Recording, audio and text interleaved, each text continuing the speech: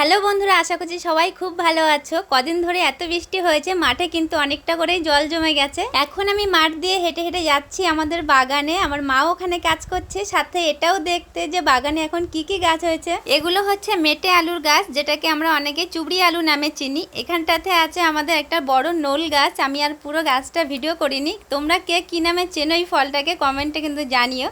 এদিক থেকে জেঠিমা এসে হাতে কটা জাম দিয়ে বললো সব শেষ, একটাই ছিল তোর জন্য। বাবা আর মা মিলে কিন্তু পুরো বাগানটাতে বর্ষার বিভিন্ন রকমের সবজির দানা বসিয়েছে, কিন্তু এখনো সেভাবে কোনো গাছ বেরোয়নি। ভাবলাম গাছ থেকে একটা জামরুল পেড়ে খাবো, কিন্তু বৃষ্টির জল পেয়ে সব জামরুলগুলোতে পোকা হয়ে গেছে, তাই আর খাওয়া হলো না। এপাশটাতে আমাদের একটা 12 মাসি আম গাছ আছে, কিন্তু এত হাওয়া হচ্ছে যে অনেকটা আম পড়ে নষ্ট হয়ে গেল। বৃষ্টির সময় একটা জিনিস আমার ভীষণ ভালো লাগে, চারিদিকে তাকালে না খালি সবুজ আর সবুজ দেখতে পাওয়া যায়। এই যে আমার মা এখানে পুকুরের মধ্যে ঘাস পরিষ্কার করছেন, না হলে বৃষ্টির জলে পুকুর ভর্তি হয়ে গেলে পুকুরের জল পুরো পচে নষ্ট হয়ে যাবে।